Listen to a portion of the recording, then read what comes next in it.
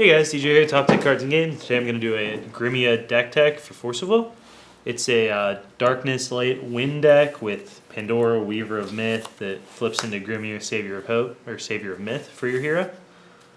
Their stones are 4 Magic Stone of Gusting Skies, the Wind Light Land, 4 Magic Stone of Black Silence, the Wind Dark Land, 1 Magic Stone of Moonshade, it's like the City of Brass, taps for any color, makes us lose some life, and 1 Feith Sing, the Holy Windstone. For our creatures, first we have a pile of guys that make more will. We have 4 Elvish Priests, 4 Grettles, and 3 Feith Sing. Feith Sing is also really good at fighting off the aggressive decks. You can flash her in and block, fog out some damage. Just a very good card against aggro, against control to give you more mana as the game goes on.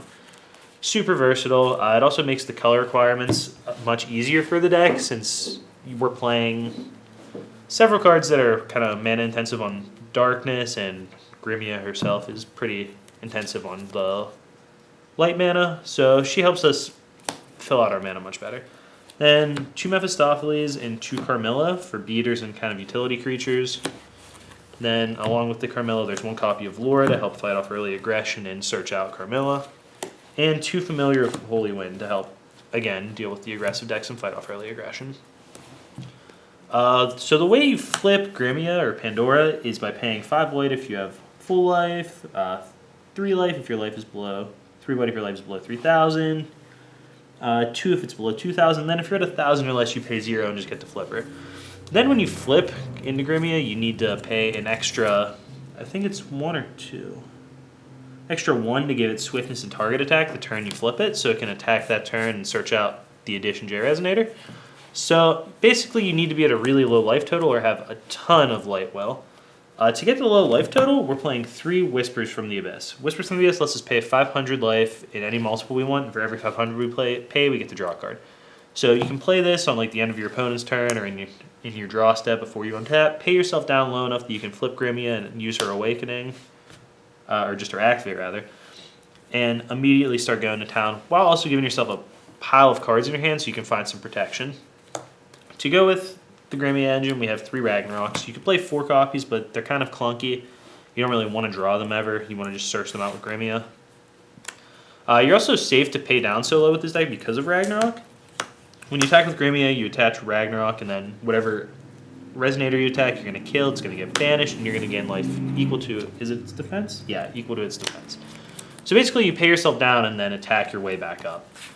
This does make you super weak to burn, but because of that we have 8 counterspells for Split the Heaven and Earth and Thunder, and just various other burn spells. We have 4 Cakestone and 4 Exceed. These cards double as protection for Grimmia. Your deck's really focused on keeping Grimmia in play and attacking with her as your win condition. So we have 8 counterspells to protect her, plus 2 copies of Breath of the God. We also have 2 copies of Zeke's The Ancient Magic. Zeke's is really useful to counter things like Blazer, just creatures in general. Also protect our Resonators, and occasionally the Overrun effect to pump our board up comes into play. It's just a lot of utility. Speaking of utility, we have 2 copies of Dreams of Juliet. This card does absolutely everything. Blinking a Resonator to dodge removal, just drawing a card cantripping if you need to, or killing an addition, since there's a lot of powerful utility additions in the game. Then finally we have 2 copies of Stoning to Death. Stone is just another kill spell. We don't really have any straight removal spell cards in our deck. It's all in the form of creatures for the most part and attacking with Grimmia, so it's important to have some amount of removal, and we have 2 Stonings. I do wish we could fit a little bit more removal in, but the mana requirements are pretty tight, so it's kind of hard not to, or to play more rather. The big problem I have with my mana base is, like I said, you have a pretty strong requirement for both white and black. That's why we're playing a Moonshade. We could play, instead of Feith Sing, play a copy of like Magic Stone of, gosh, I don't know what it's called off the top of my head.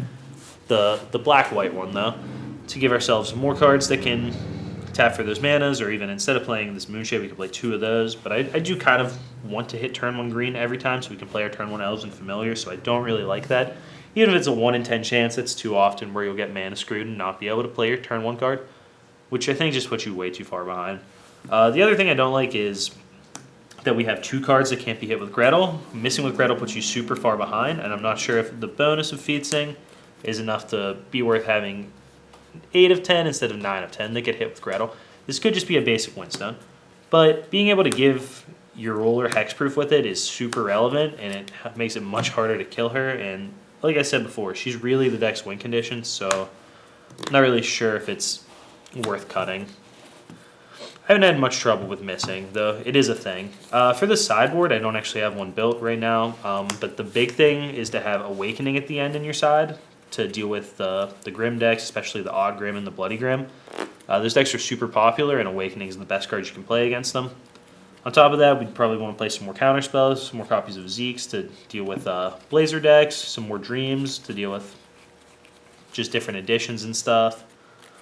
And then maybe like Glinda's, Spirals of Despair, different cards for different types of matchups. Necronomicon for really grindy matchups where you're going to get all your mana out there.